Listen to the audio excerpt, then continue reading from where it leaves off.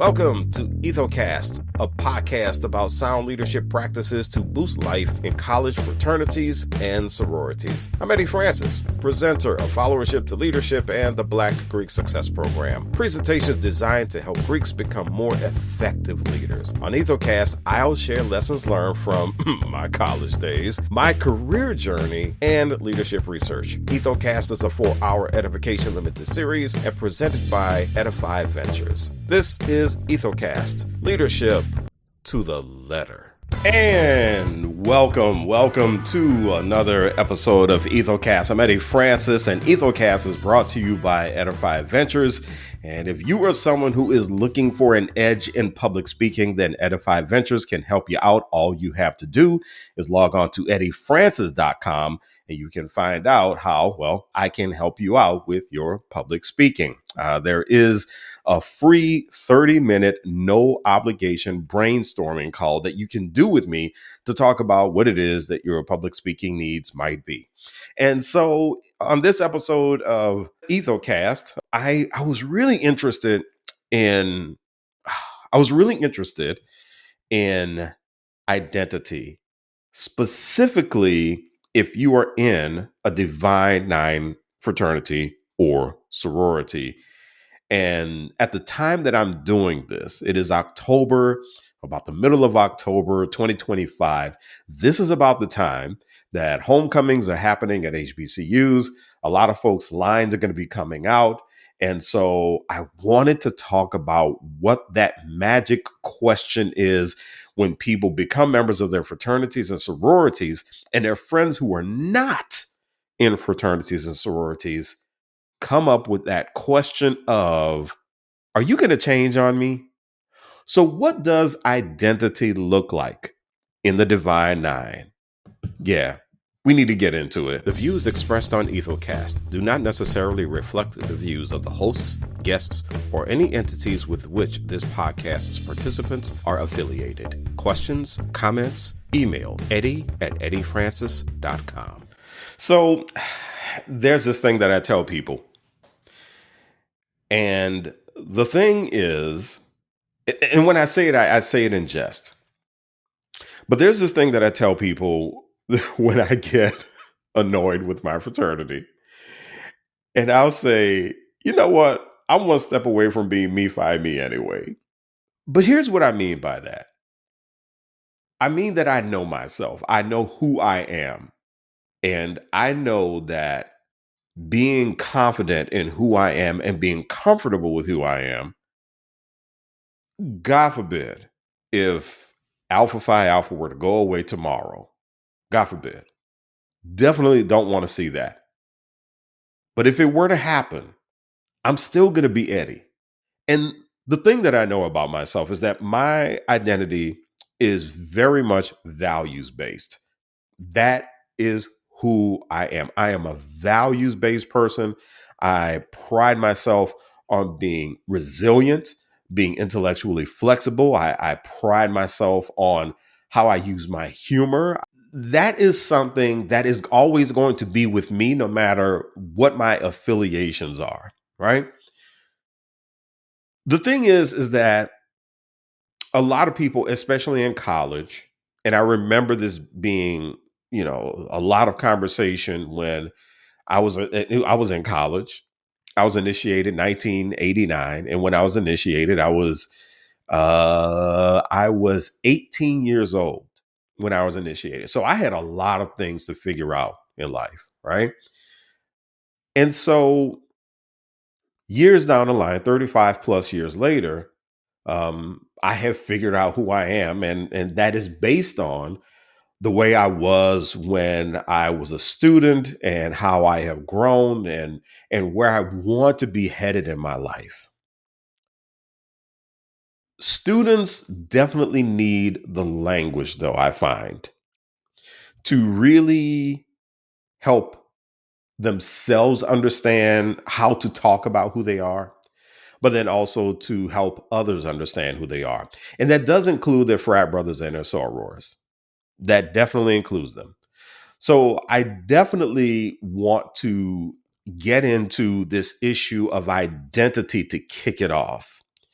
And if you're listening to this and you are a member of the D9 and you want someone who is in college, one of your college frat brothers or sorors to hear this, then they need to hear it.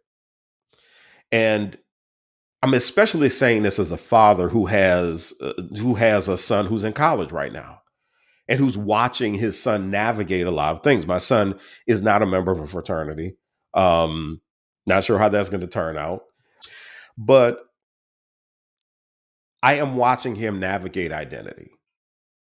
So let's start with what we need to understand about identity. And who knows? Listen, you could be an alumni brother or soror of your fraternity or sorority, and maybe I'll say something that's going to help you as well. Hopefully so, especially if you're someone who's recently initiated into an alumni chapter.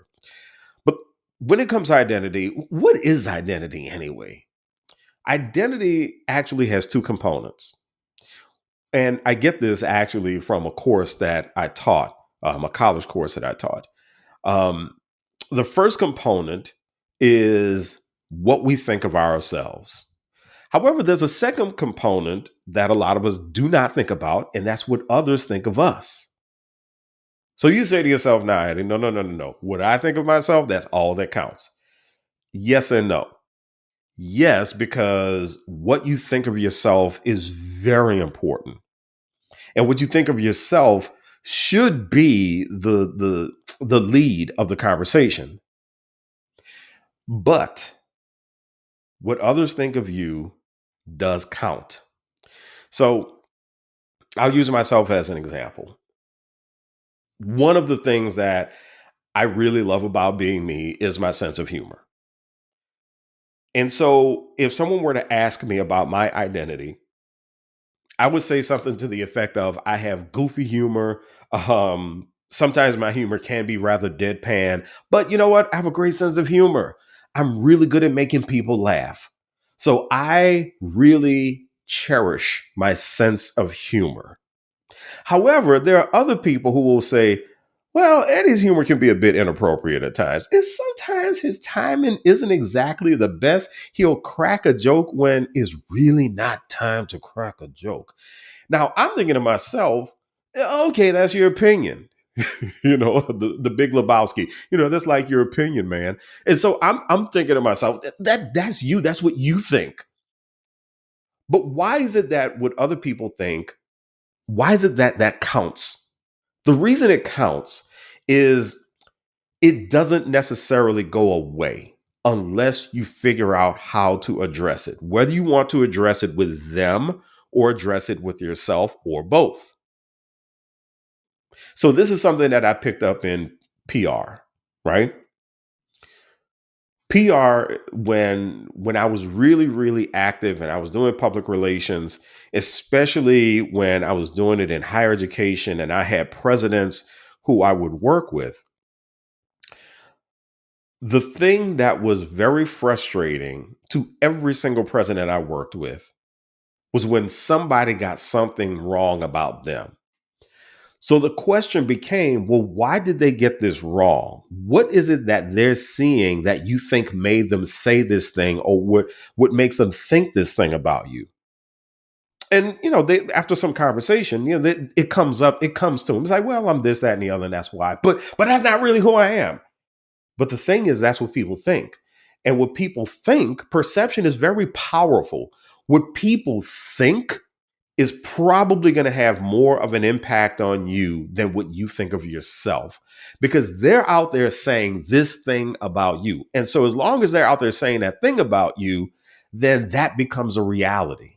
And that's why identity is both what we think of ourselves and what other people think of us. I used to fight the other half of this thing. I used to fight that whole thing about what other people think of me. I used to be the person who say, well, you know what? That may be what they think of me, but let me tell you what I think of myself, and they don't know nothing about me. Puh. I mean, that used to be my thing until I realized that I was doing stuff that would influence how people thought of me. And it wasn't going anywhere until I figured out how to address it. Now, for me, I realized that in order for me to feel like I was being my best self, I had to address it internally. And that worked out. People react a bit differently to me now. Still, there's still those things that people think of me. But the other part of that is being okay with it. And that's probably the hardest thing when it comes to identity, especially for a college student. It is probably one of the most difficult things that I dealt with, being okay with the fact that I thought of myself as one kind of person in college, but then all these other people said, well, I mean, okay, is that what Eddie said? Well, let me tell you how I know Eddie. And so with our college frat and sorors, that's one thing we have to get them to understand. And so when people tell them after they have been initiated, and they have done they have done their ceremonies, and they have done their big reveals and all of that good stuff,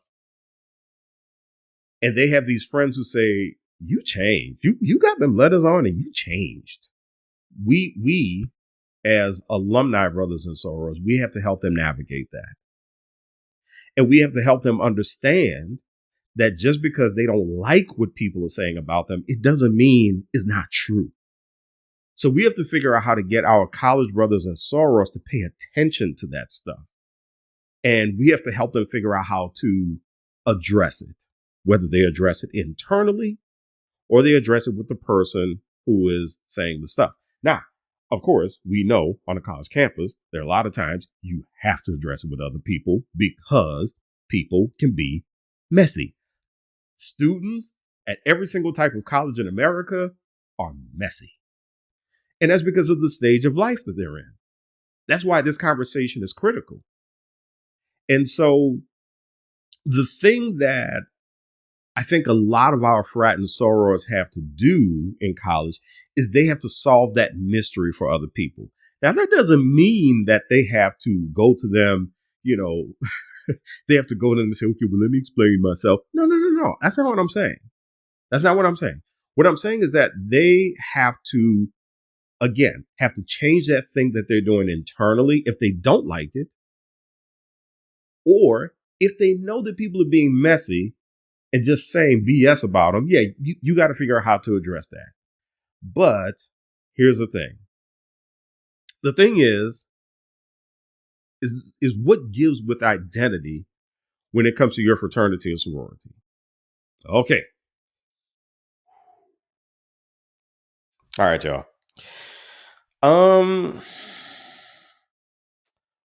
Here's what I have learned 35 plus years in a fraternity.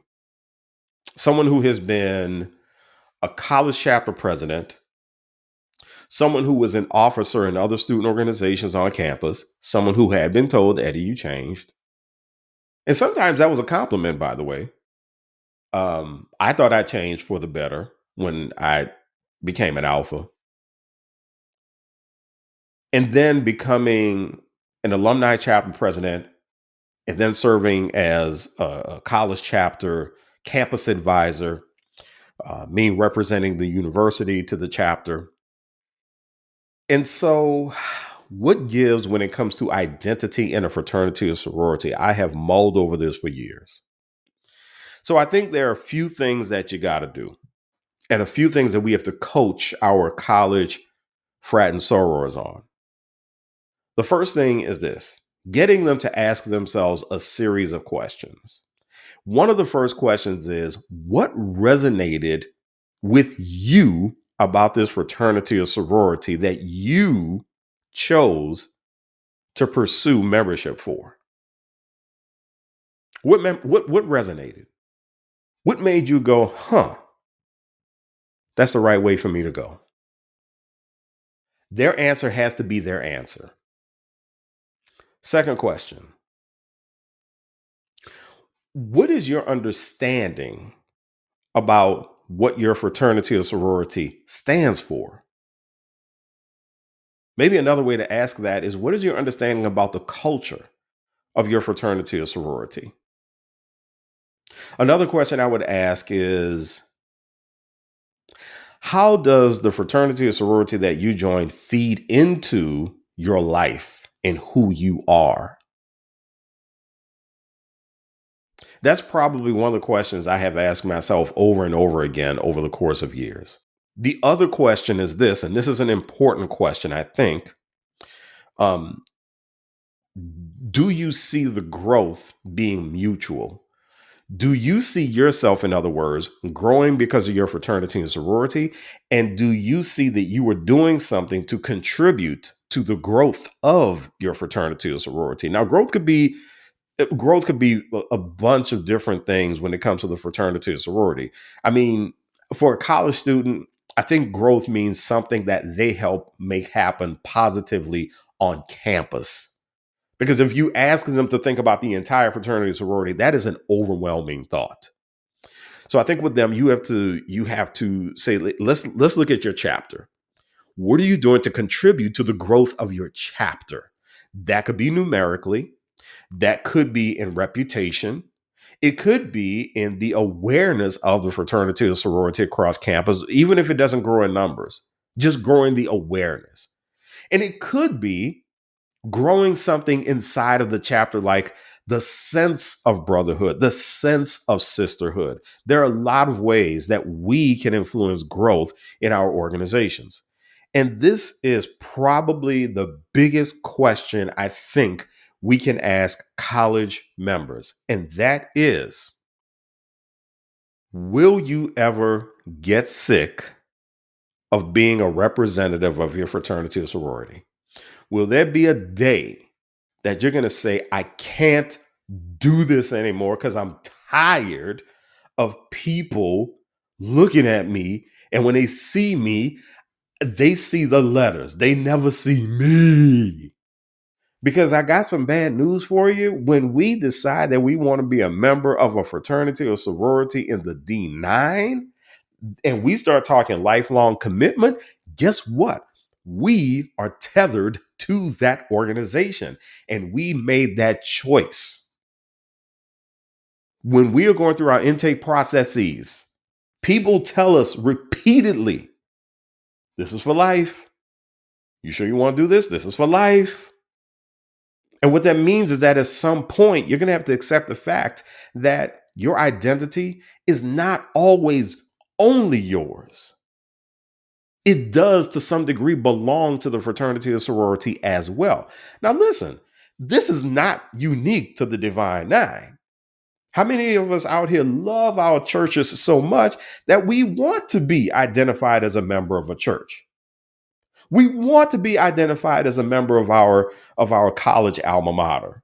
We want to be identified as someone who is in our profession. We want to be identified with that organization, that company, that institution that we work for because we love it just that much.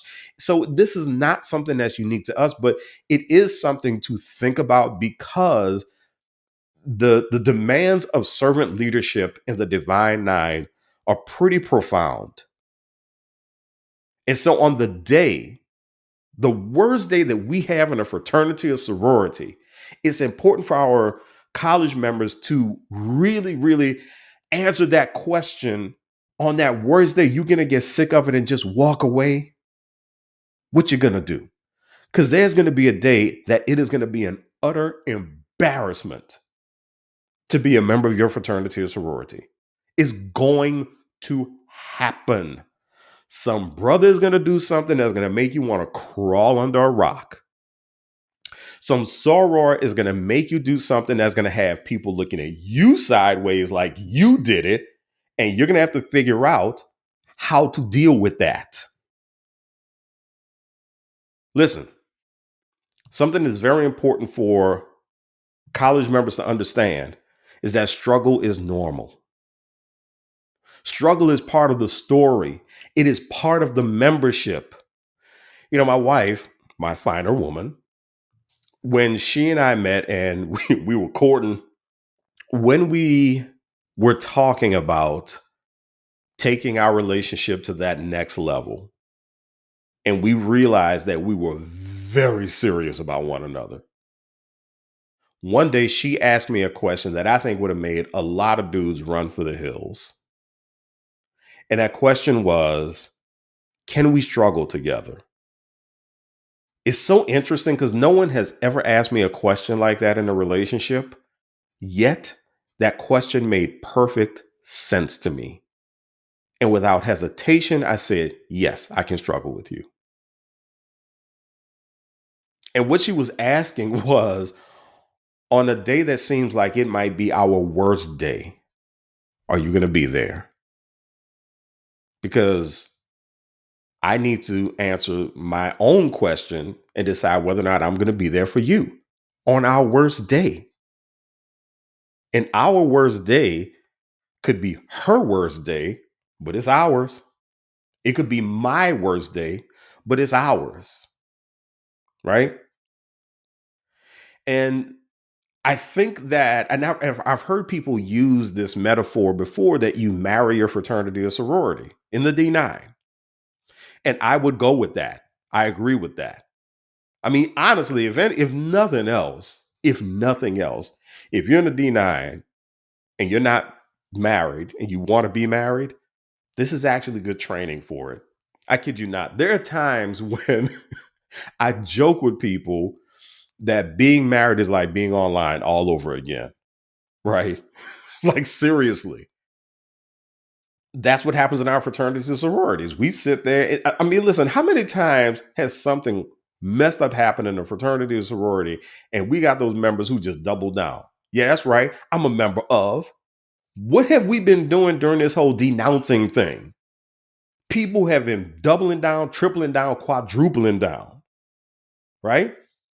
But see, it's easy to do it in those times because you are not having to deal with a situation that is so crushingly embarrassing that everybody's going to look at you and say, dang, did your frat really do that? Did your sorority really do that? Right? It's not going to always be 100%. We all know that. But our fraternities and sororities are not always going to be at 100%.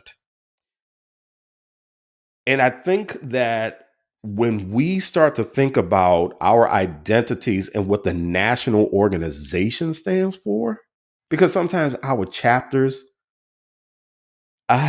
sometimes our chapters just, they don't do us any favors. It happens. And when that happens, you have to remember that your fraternity or sorority is more than that chapter. So I think that you have to really, I think that you have to realize that being yourself is okay. Like, if you are an outspoken person or if you are very outgoing and you really like to put yourself out there, that's okay. But you also have to accept with your identity that there is a sacrifice that goes along with being a member. If you know that something that you're doing is going to embarrass the daylights out of your fraternity or sorority, out of your frat, out of your sorors, if you know it, then I do think that you have to consider whether or not your identity really works with the membership. And if it doesn't, you got to be okay with that. And you have to figure out what that move is going to be. Right? But there's also this part of identity where you have to resist the urge to let your letters do the talking. I tell this story to college brothers and sorors where I, I tell this story about how when I was in college, I started off 4.0 almost, and then my GPA gradually went down. And I had to kick, scratch, and scream to get out of school. I had to kick, scratch, and scream to graduate.